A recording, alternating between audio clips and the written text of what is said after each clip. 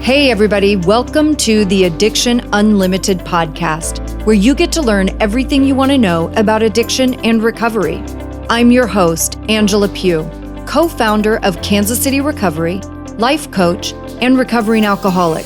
To learn more about me, you can listen to episode 0 on your podcast app or find us on the web at addictionunlimited.com. Hello, my friend. Welcome to episode number 227 of the Addiction Unlimited podcast. I'm your coach, Angela Pugh, life coach, recovering alcoholic, and entrepreneur.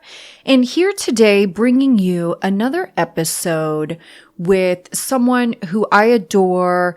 I have worked with Ellie for the last couple of years, maybe a little longer than that. She is a fantastic person, and her specialty, she is a health and nutrition coach.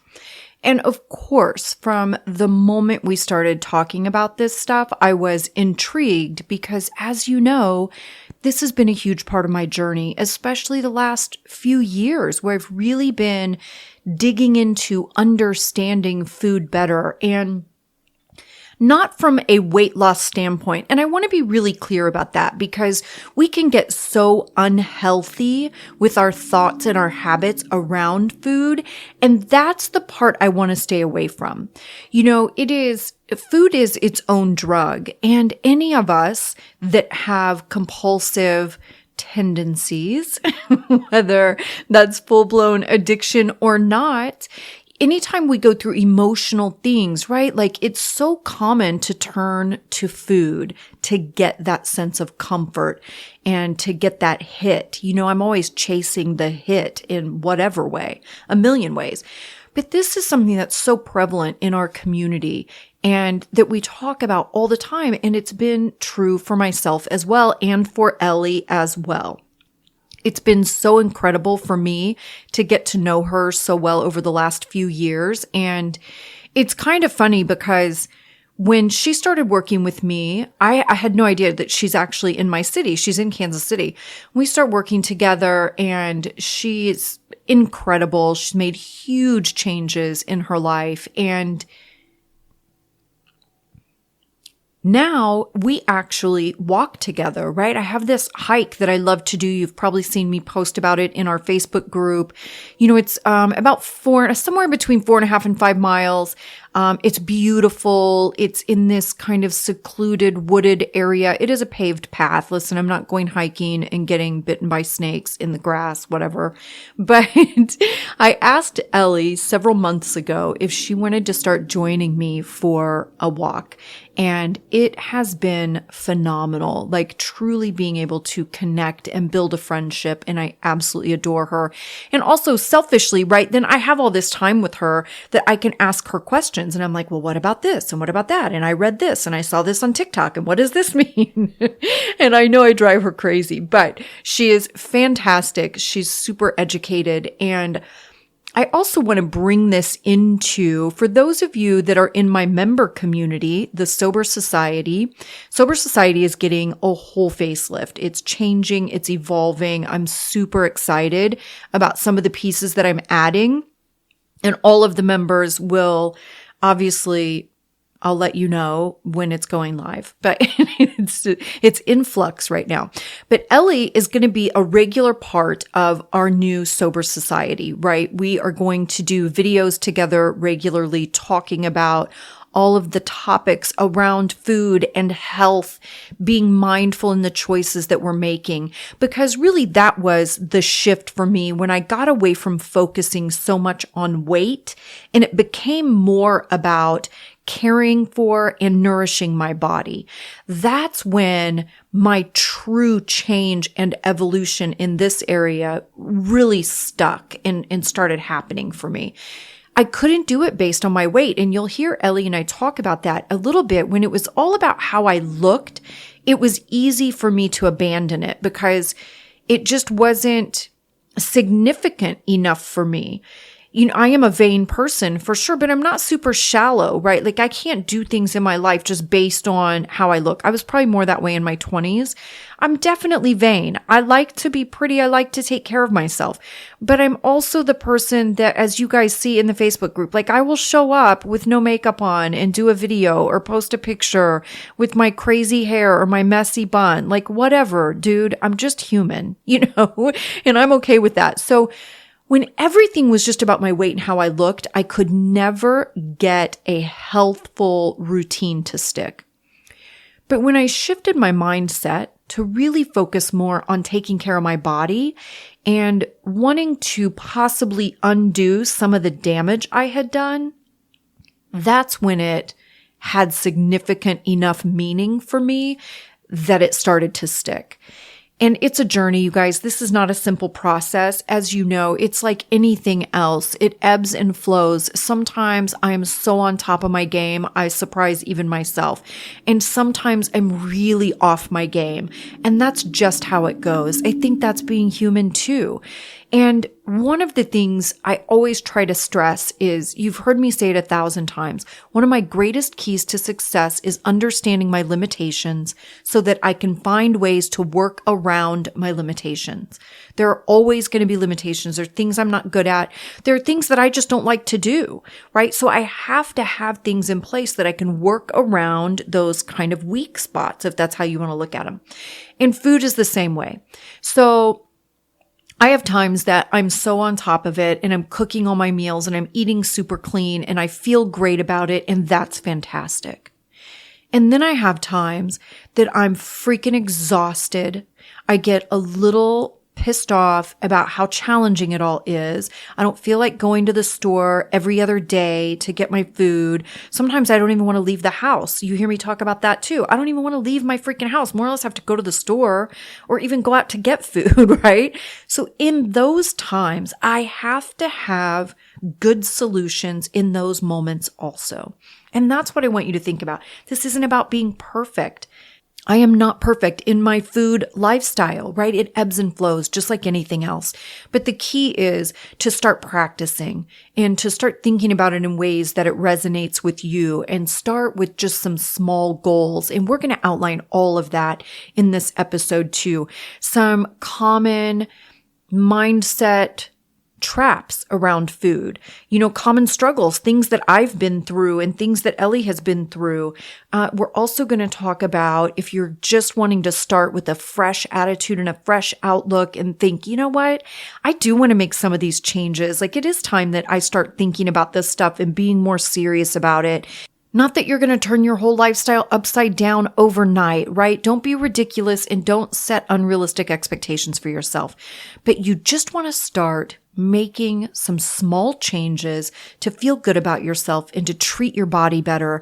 And we've got a ton of solutions to offer in that as well. And Ellie is going to recommend a book. That's a great place to start when you're in the beginning of your food journey, or you want to start over in your food journey with a new, fresh perspective.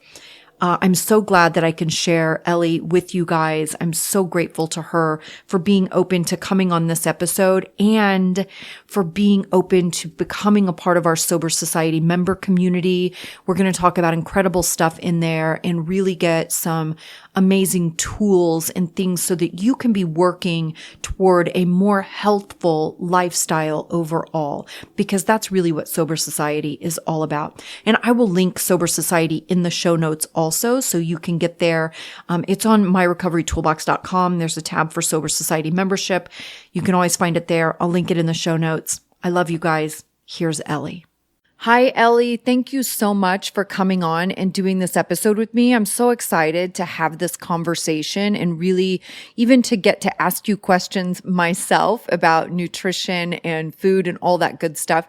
So why don't we take a minute and just let everybody know a little bit about you and what you do? Well, thank you for having me. Yes, I am a nutrition and health coach, also a yoga instructor.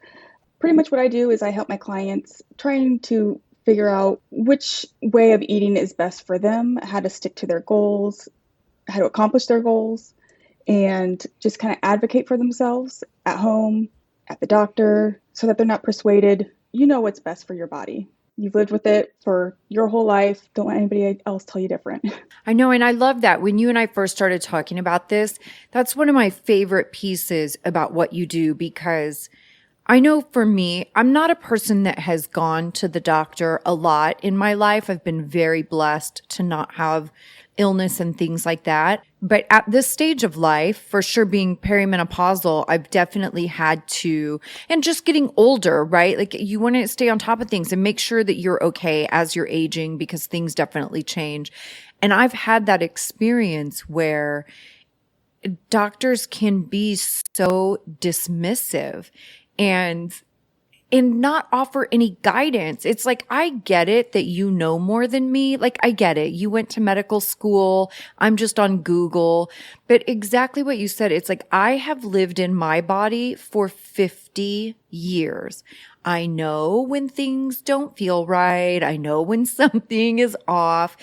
And I've definitely had that experience recently where people just want to brush you off. Like, you don't know what you're talking about. There's nothing they can do, but without even offering any education as to like why there's nothing they can do. Does that make sense? Oh yeah, absolutely. I mean, I have definitely been dismissed and, myself and pretty educated and know what labs to ask for and in asking them. They're like, well, they're questioning me. And I just kind of want to be like, I mean, if I'm paying for them, just order them. But then I did, but now some insurances won't pay for all the labs. So you do have to be careful of that, as I have found out as well on that. But it's okay to question the doctors. They're human. I mean, you meet with them maybe once for 20 minutes every year. They don't know what's going on the rest of the year. So informing them what's going on with you, and also doing your own research before you go in to the doctor. And it's also helpful to start that journey before you go in. For instance, if you're having gut issues, maybe doing an elimination diet to kind of figure out what is going on with that, if that helps, because sometimes that's what what they will recommend. Mm-hmm. So what was it for you that interested you in this field of study? Like, what made you want to pursue this in education and make it a career? I mean, I've always been interested in nutrition and fitness. I mean, since preteen, I always remember going down into the basement, working out on my mom's Aerodyne bicycle, reading the Shape magazine. I don't know. I just was always striving for that perfect body, perfect weight, because then everything else I thought would be perfect in my life. And lo and behold, that's not a real expectation. It's weird how that doesn't all happen, right? I know, it's so strange. But as I got older, things are creeping up, injuries, minor health issues, and then just kind of doing my own detective work on my body and advocating for myself with doctors. And if one won't, then find one that will order the test for you. Or there's a lot of doctors out there that are very helpful and will listen, and they're really great. But I don't want to go to them and pay a lot of money on things that I can do myself. Changing my environment, my lifestyle, so that I'm not waking up in pain. I'm recovering more from injuries. I still injure myself, unfortunately, and I'm pretty healthy now. Yeah. I think I've learned so much about food and the effects of food on our bodies in the last several years. And that was one of the reasons, really, when you and I started having these conversations, I thought it was so important to have a bigger conversation about it. And just to let all the listeners know, like Ellie said, she is a nutrition and health coach. And I'm such a big advocate for really understanding ourselves and our bodies. And so we're going to make this a regular thing with Ellie inside the Sober Society membership. And we're going to be doing videos on all of these topics because it's all so overwhelming. And there are so many things out there. And one of my biggest frustrations with food and nutrition is it's like, as soon as you find somebody that you really like and they kind of resonate with you, and they'll give you like their idea of what the quote unquote rules are. And then 5 minutes later, you come across another person that says all of that stuff is wrong. And it just gets so overwhelming when you're trying to do the right things and you're trying to make good choices and treat your body right. But there's so much contradictory information out there. So I want to get a lot into that, but I definitely wanted to let the audience know that this is going to be a regular conversation with you and I, talking about a lot of these topics and our struggles with food and being very healthy and mindful with it. This isn't about weight or losing weight. Like, everybody has that goal somewhere, or a lot of people do, and we can be very unhealthy with that.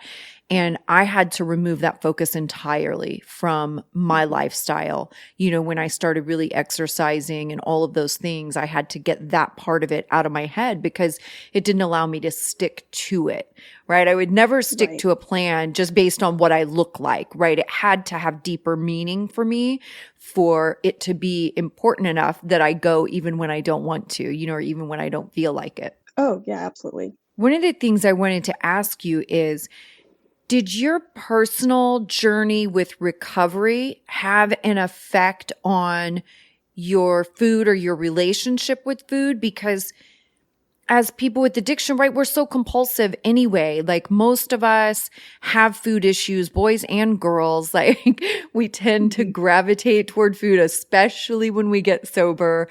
So did you have some of those experiences as well?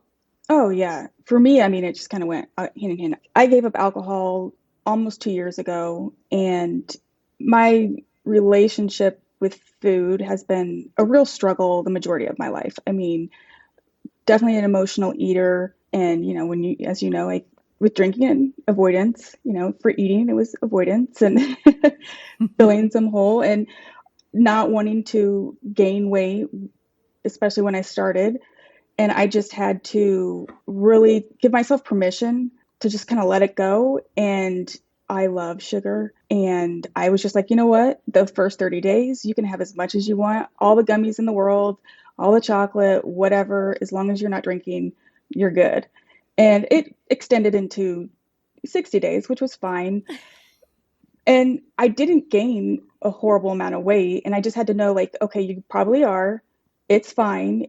You can work on that when you're further along in your recovery. When you're able to, when things get a little bit easier, when you have that grasp of not drinking or not using. And then also trying to use nutrition to help you in the recovery, trying to eat healthy and not going to McDonald's or going through a drive-through or anything. But again, I still allowed myself, I had to have a treat every night. As time went on, the treats got a little bit easier, or I guess more healthy, incorporating dark chocolate instead of the gummies, maybe actual portion size instead of the whole bag, But that was what got me through that first couple months. I mean, even to the first year, was just to be like, okay, you can do it. It's fine. Don't beat yourself up. Yeah, I think you have to be that way in the first year for sure, because you can only tackle so many things at once. And when you're quitting something as big as quitting drinking or as big as changing your eating habits, both of those things are huge. Or quitting smoking, right? Like, there's all these major things. You have to focus on one. Like, one has to be your primary focus, and you can figure out the other stuff later, but you can't tackle all of those things at the same time. And I'm sure there's, like 3 people in the world that can, but the majority of us cannot. So that's really the best way to be, is just focus on one thing and give yourself some grace, right? Like, there's a lot in your life is changing, you're growing, and you just don't want to stress yourself out, because that's what will take you back to drinking for sure. Oh, yeah, definitely. And I wanted to make it as easy as possible for myself to be successful in getting sober and recovering and learning to feel my feelings and all that fun stuff that I hadn't been doing. All that fun stuff. Yes, I'm still learning. So I know you're so tired of hearing me in this rant, but now we're actually recording and the rant will be useful. Another frustration for me is there are so many things. There's, of course, no sugar. You always hear that. Drink a gallon of water a day. Intermittent fasting, like keto diet, Mediterranean diet. You have to work out, exercise 5 days a week, get 10,000 steps a day, low carb, high fiber. Like, it's so much stuff. And it is overwhelming because I know for me, and I assume if I feel it, then a lot of other people feel it because I'm just a regular human. I got to a place that I start to feel like I can't do anything right. It's very defeating and just feeling like nothing I'm doing is quote unquote right, whatever that is. So Yes. I would love for you to shed some light on like, how would you recommend somebody start figuring out like what's the right thing for them or what are the right couple of things? I mean, obviously I think especially out of everything I mentioned, you're going to do more than one of those, but like, how do you recommend somebody start figuring it out and kind of wade through the noise and figure out what's right for them? Right. Well, first, I would recommend to figure out where they're at. And in order to do that is some sort of food journal, exercise journal. I mean, even if it's taking a photo of your meals all throughout the day, everything you eat, just take a photo of it. And then you actually have to look back at it and then kind of go from there. And then, you can assess your own needs. I mean, for instance, for me, I did, and I still do, I want a treat every day. And, some days I don't have it only because, maybe I just don't want it that day, and that's fine. I give myself permission for that. And so your treat every day is 3 p.m., a bag of Skittles. Maybe before you even eat some of the Skittles, take 10 out and then eat the rest of the bag. I mean, just something as simple as that. If you're not working out or anything, go outside and just walk around the block. Something as simple as that. The 10,000 steps a day was just it just started as a marketing campaign back in the 60s. I mean, yeah, you want to move more. So if you're only getting 1,000 steps, maybe work towards 1,100 the next day and, just slowly building up. And 10,000 steps a day takes some commitment. Like that is not an easy situation, especially as a busy person, and like I lowered mine to 7,500, because, and I still don't often hit 7,500, and I want to say that because I don't want people to have unrealistic expectations. Like even 7,500 steps a day that's a lot. Like that takes a long time, and we're all busy and can be sedentary for sure.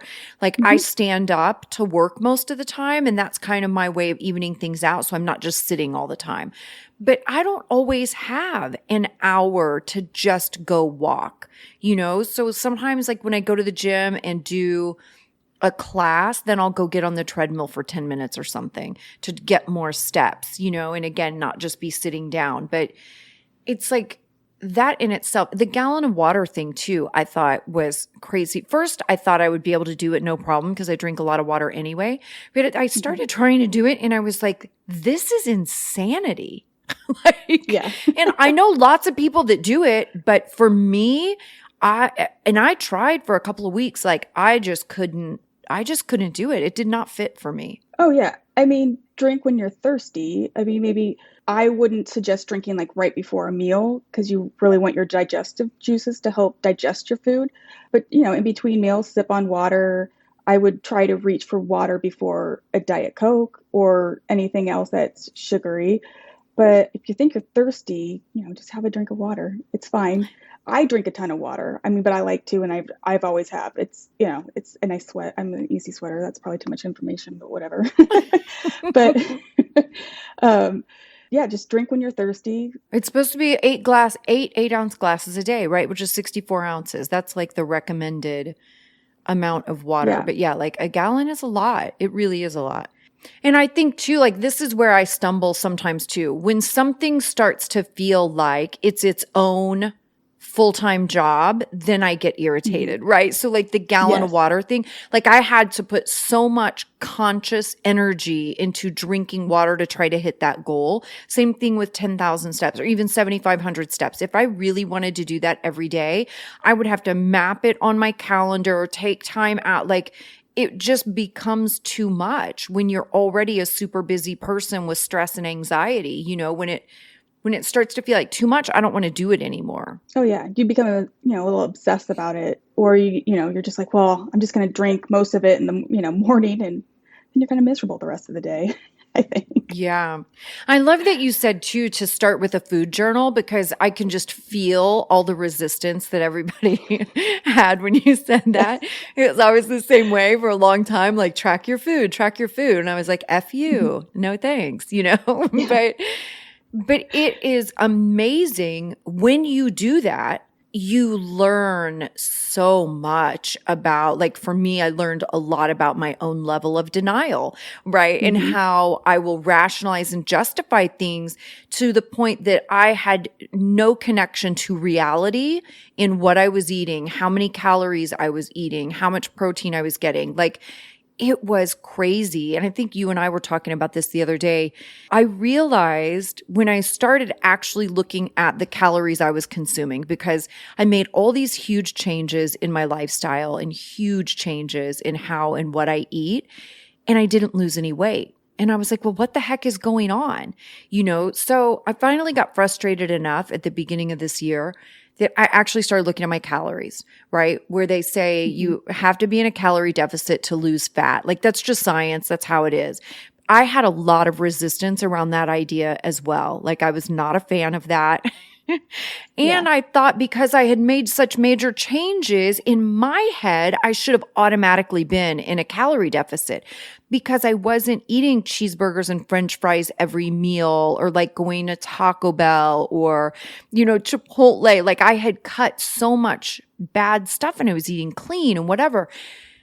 So I felt like I should automatically be in a calorie deficit. But when I started tracking my food and really looking at what I was doing, I realized I was making protein shakes that were 500 and 600 calories. And Yeah. that's what I would have before my meal, you know, and thinking in my head that I was doing something really good and healthy and powerful, just not realizing it was this exorbitant amount of calories that I was drinking every day. Oh, But yeah. you can't know that stuff until you're paying attention. You can't know that stuff until you're tracking it and you're tracking it somehow, whether it's a food journal or your fitness app, whatever it is. Hmm. But you have to have that sense of reality to really know where you are and what you're doing before you can start making effective changes. Yeah. And it doesn't have to be every day. I mean, do a weekend day and 2 days out of the week, and you can kind of get a nice guesstimate of, what you probably should be changing, especially if you're using like MyFitnessPal. I think, I know that I believe is still, there's a free edition.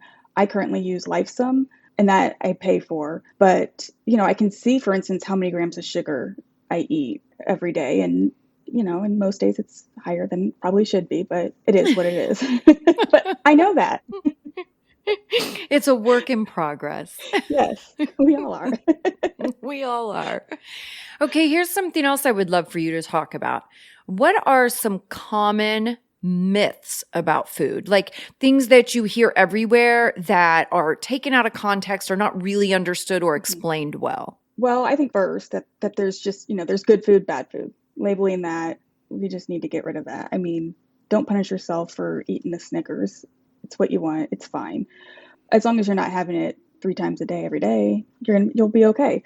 But like meat is bad. I mean, meat is it's good for you. It has iron, protein. Yes, it does have saturated fat, but we also need that. Butter, real butter is fine. There's nothing wrong with that. It's when you pile it on, your bread or or potatoes, that's where it kind of can affect your health. I mean, those are just some of them.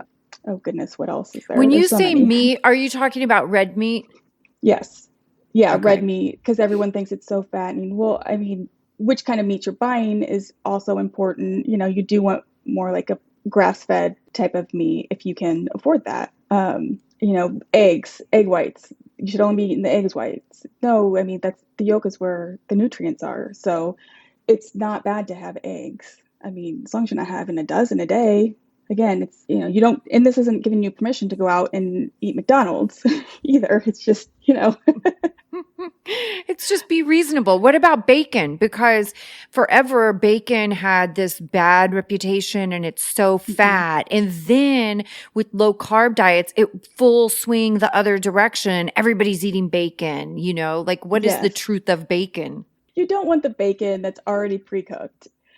which where you just microwave it. That bacon probably isn't going to be the best for you because of the additives and things like that. Look for bacon that doesn't have added sugar. They do put a lot of sugar in bacon, but bacon isn't, it's going to be okay. Don't eat it daily. Put a little bit of bacon in your salad. I love bacon in my salad. If that's what's going to get me to eat more greens, go for it. I mean, again, I'm not Right. putting in a ton, but just enough, to where you can taste that flavor and cook your own bacon. And cook your own bacon. Yeah, I never Yeah. thought about that, but that makes sense. I mean, pre-cooked bacon would be convenient. Like, of course, I hmm love the idea of that because I'm all about making it as simple as possible. But yeah, you're right. Like, it would be full of preservatives, which is, sugar and salt, really. I was a week ago 100% against it. Now I guess I'm more 50% against it because I bought it. Because I just wanted something convenient for right now in my life. And I will get back to baking, my own bacon, but for right now that's just what I'm going to do, and I'll be just fine. Yeah, I think that's an important point too, that it's not about figuring out a lifestyle or meal plan and that's what you're doing forever. Like hmm my meal plan, how I eat what I eat, like ebbs and flows so much because there are different times. We all like my mood changes. Like sometimes I love to cook all my meals and I'll be really hmm great at it for a while. And then I hit times like right now, I'm super overwhelmed with it all. And I'm very short on time and I'm very short on patience. So I went back to some of the frozen meals, hmm the healthier versions, but frozen meals because listen, dude, right now I need to be able to just throw it in the microwave and move on with my life. Like I don't have the bandwidth to worry about it so much right now. And then I'll get through this phase and I'll be in a whole different phase and I'll probably eat nothing but tacos for a month because I like to do that too. But yes, it isn't like you pick something and that's what you do forever. It really is just figuring out healthier solutions. For me, I just have to figure hmm out healthier solutions than the most convenient stuff because the most convenient and my most favorite is definitely not good for me.